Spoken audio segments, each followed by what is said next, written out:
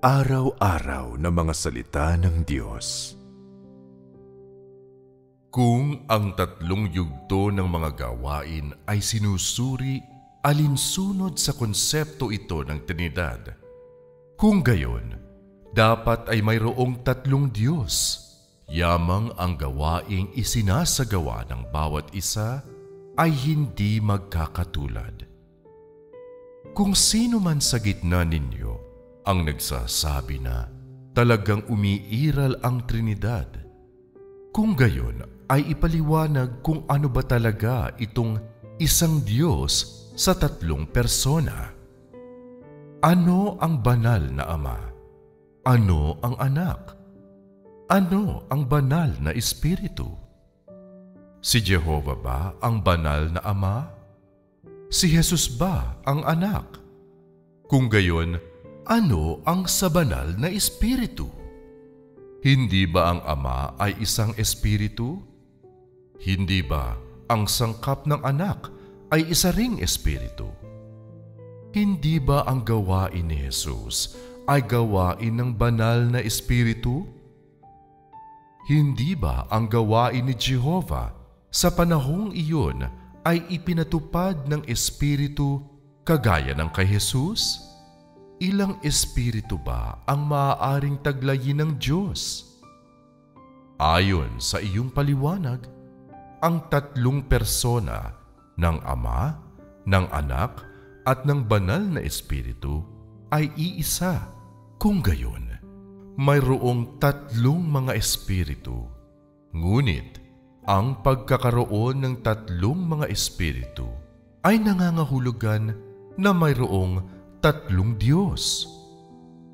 Ito ay nangangahulugan na walang isang tunay na Diyos. Papaanong ang ganitong uri ng Diyos ay nagtataglay pa rin ng likas na sangkap ng Diyos? Kung tinatanggap mo na may isang Diyos lamang, kung gayon, ay paano siya magkaroon ng isang anak at maging isang ama? Hindi ba't mga paniwala mo lamang ang lahat ng mga ito? May isang Diyos lamang, isang persona lamang sa Diyos na ito, at isang espiritu ng Diyos lamang. Yamang ito ay nakasulat sa Biblia na mayroon lamang isang banal na espiritu at isa lamang ang Diyos. Hindi alintana kung ang Ama at ang Anak man na iyong sinasabi ay umiiral, matapos ang lahat ay may isang Diyos lamang, at ang sangkap ng Ama, ng Anak, at ng Banal na Espiritu na inyong pinaniniwalaan ay ang sangkap ng Banal na Espiritu. Sa ibang salita, ang Diyos ay Espiritu, ngunit may kakayahan siyang maging tao at mamuhay na kabilang sa mga tao. Gayon din ay mangibabaw sa lahat ng mga bagay. Ang kanyang espiritu ay sumasa lahat at nasa lahat ng dako. Kaya niyang mapunta sa laman ng sabay-sabay sa lahat ng dako ng mundo.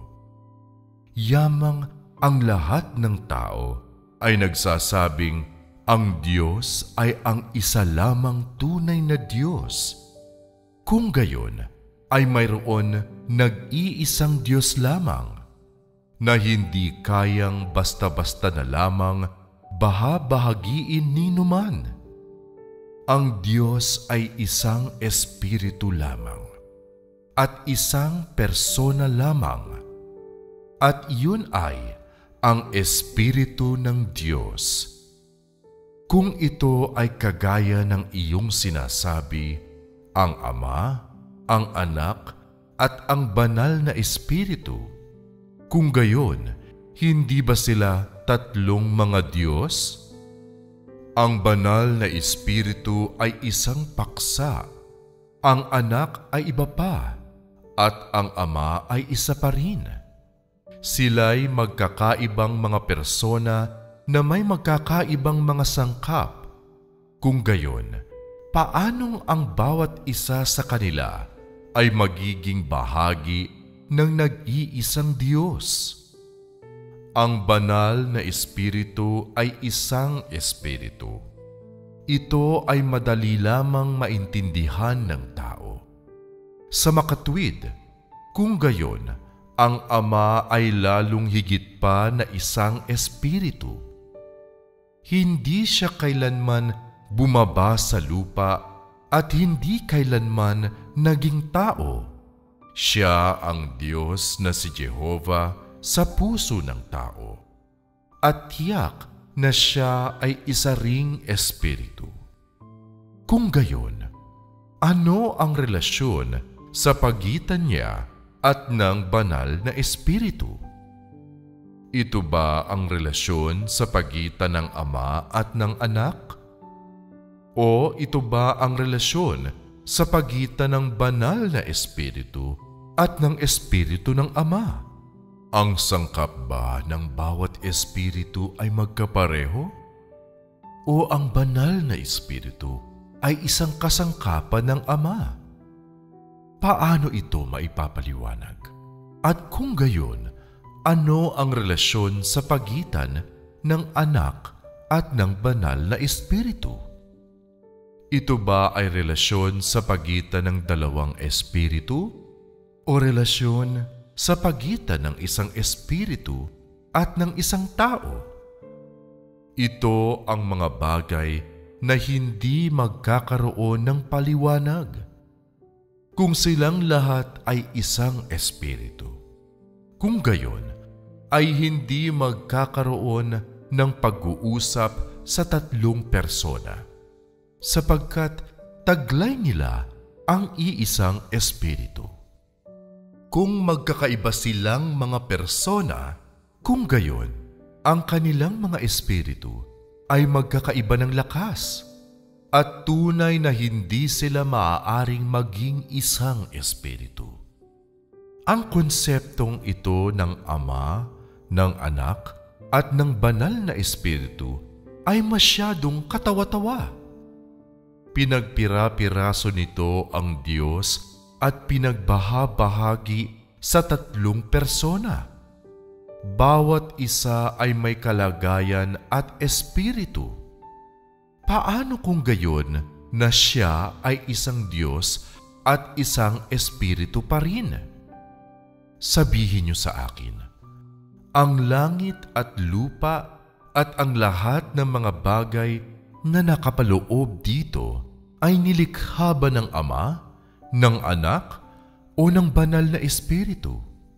Sinasabi ng ilan na nilikha nila ito ng magkakasama. Kung gayon, sino ang tumubos sa sangkatauhan? Ito ba ang banal na espiritu, ang Anak, o ang Ama?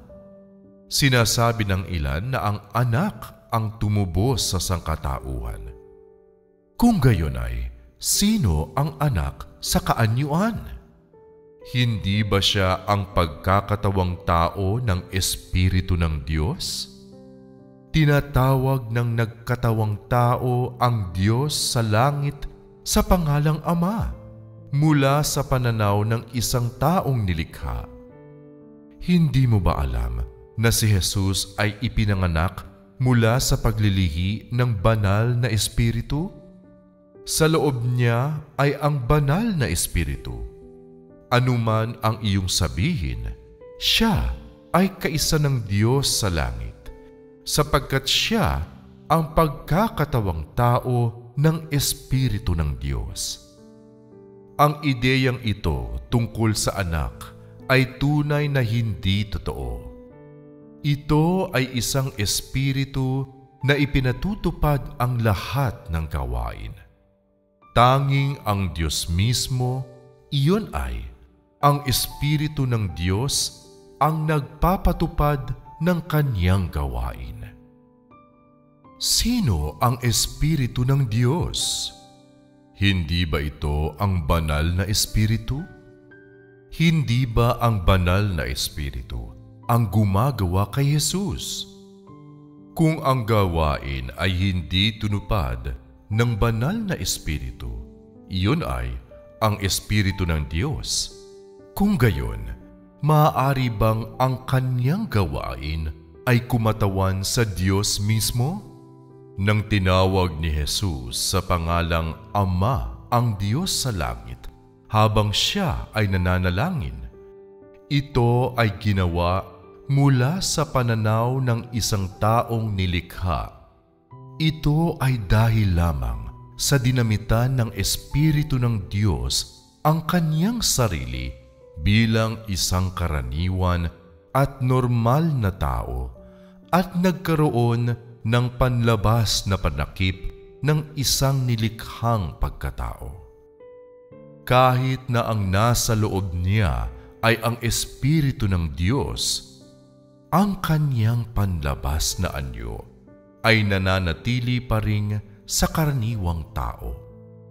Sa ibang salita, siya ay naging anak ng tao, na kung saan ang lahat ng tao, kabilang si Jesus mismo, ay nagsabi, sabihin mang siya ay tinawag na anak ng tao, siya ay tao.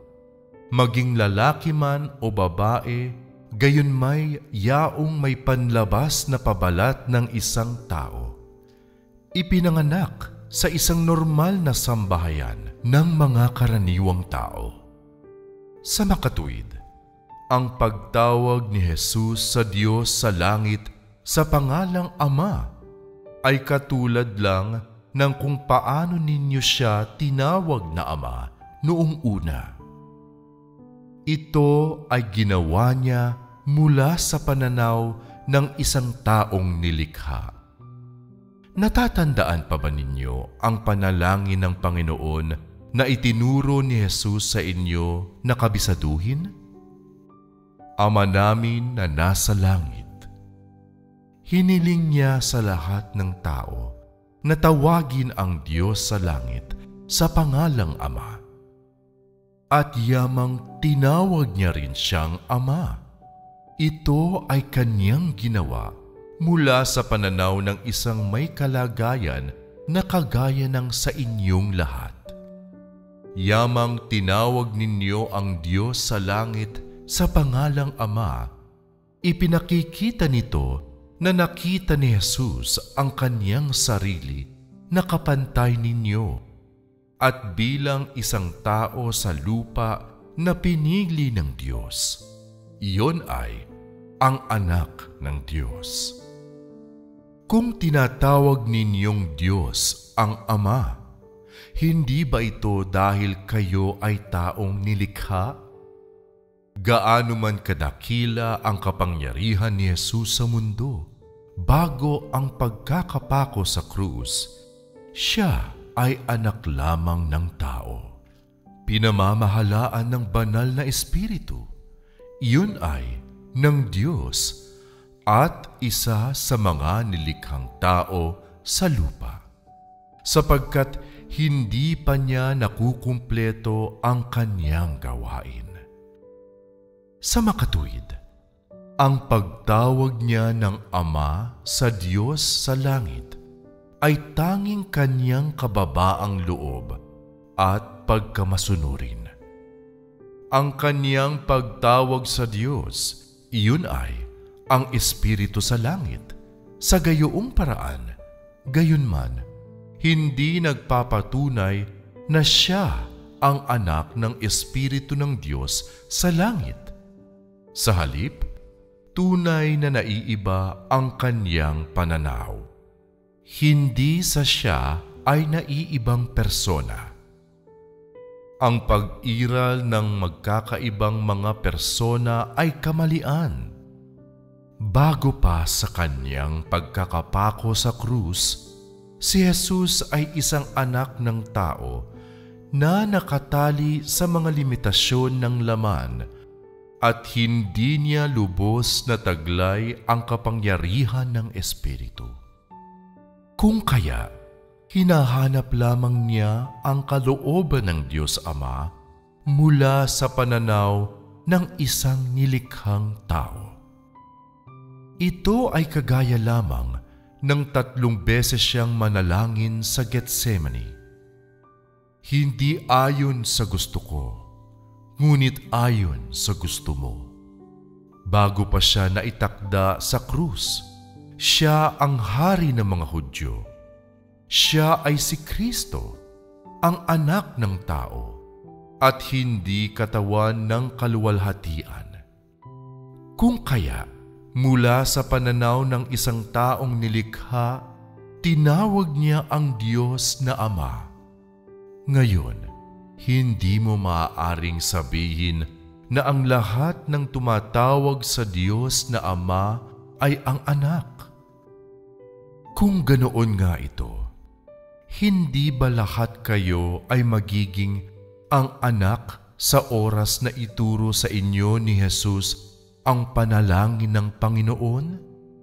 Kung hindi pa rin kayo kumbinsido, kung gayon, sabihin sa akin, sino ang tinatawag ninyong Ama?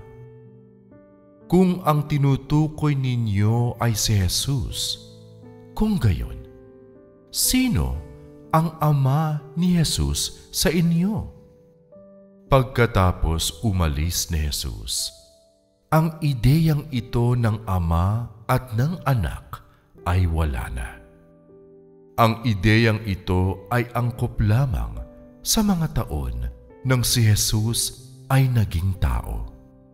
Sa ilalim ng iba pang mga pangyayari, ang relasyon ay yaong sa pagitan ng Panginoon ng paglikha at isang nilikhang tao kapag tinatawag ninyo ang Diyos Ama.